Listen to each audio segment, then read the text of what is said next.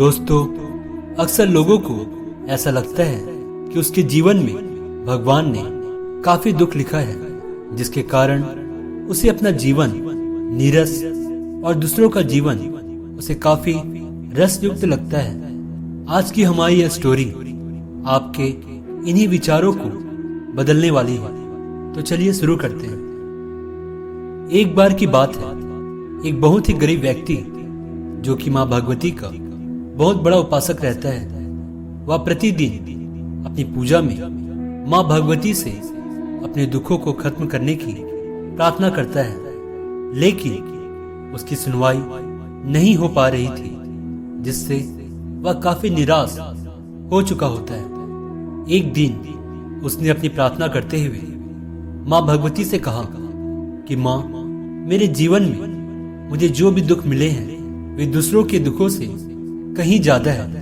इसलिए हे माँ, यदि मेरे दुख खत्म नहीं हो सकते तो कम से कम जिसके जीवन में कम दुख हो, उस कम दुख वाले व्यक्ति से ही मेरे दुख बदलवा दो, जिससे मुझे कुछ राहत मिल सके। फिर उस रात को ही उस गरीब व्यक्ति को स्वप्न में माँ भगवती की आवाज सुनाई पड़ी कि तुम्हें अपने दुखों को बदलने के लिए अपने दुखों की पर्ची बनाकर अपने नगर के चौराहे पर जाना होगा।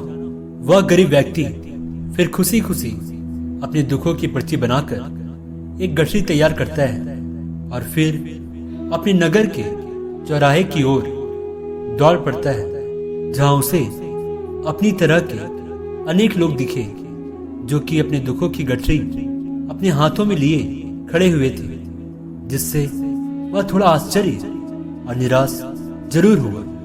तभी उस चौराहे पर माँ भगवती शक्ति की आवाज आई। सभी लोग अपने पास की दीवारों में जो हजारों खुटियां लगी है, तुम सब अपने दुखों की गठरी अलग अलग उन खुटियों पर टांग दो। यह सुनते ही सभी लोग दौड़ पड़े कि कहीं ऐसा ना हो कि उन्हें कोई खुटी खाली ही ना मिले, जिससे वे अपने दुखों से मुक्त ना हो पाए। परंतु वहां सभी के लिए खुटियां पर्याप्त थी। सभी ने अपने अपने दुखों की गठरी को अलग अलग खुटियों पर टांग दिया और फिर चौराहे पर आकर खड़े हो गए। उसके बाद पुनः उस शक्ति की आवाज आई कि अब तुम अपनी दुखों की गठरियों के बदले उस दीवार पर लटके तमाम गठरियों में से अपनी मर्जी के अनुसार कोई भी गठरी उठा लो और उस स्थान को खाली करो। अब उस गरीब व्यक्ति को उस दीवार पर खुटियों में लटके सभी की गठरियां अपनी गठरी से बड़े और भारी नजर आने लगे। वह बहुत देर तक असमंजस में रहने के बाद अंत में उसने अपनी ही गठरियां उठाई।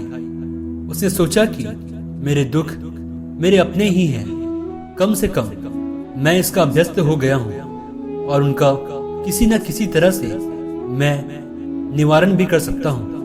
उस गरीब व्यक्ति को अब यह समझ आ गया था कि दुनिया में हर इंसान को अपना दुख और दूसरों का सुख दूर से सबको बड़ा लगता है, परंतु किसी भी सत्य को नजदीक से समझने पर पता चलता है कि उसके अंदर वास्तव में कितना दुख और सुख छिपा हुआ है, जिसे कभी भी बाहर के लोग देख ही नहीं पाते।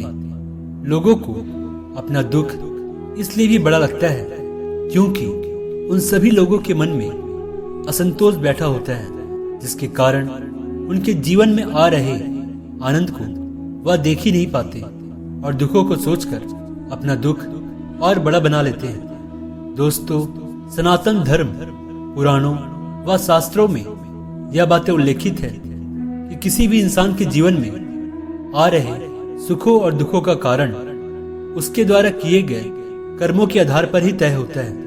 पर यदि आप अपने वर्तमान जीवन में अपने कर्मों को सही दिशा दे पा रहे हैं तो यकीन मानिए आपके भविष्य के साथ साथ आपके आने वाले जन्मों को भी यह सुधार सकता है, क्योंकि कर्म का फल मिले बिना कोई भी इंसान मुक्त नहीं हो सकता, चाहे इसके लिए आपको कितने ही जन्म क्यों न लेने पड़े। यही प्रकृति का नियम भी है। दोस्तों, हमें आशा है कि हमारी यह स्टोरी आपके जीवन में आ रहे सुख और दुख से कहीं ऊपर उठकर आपके जीवन को एक नया आयाम देगी।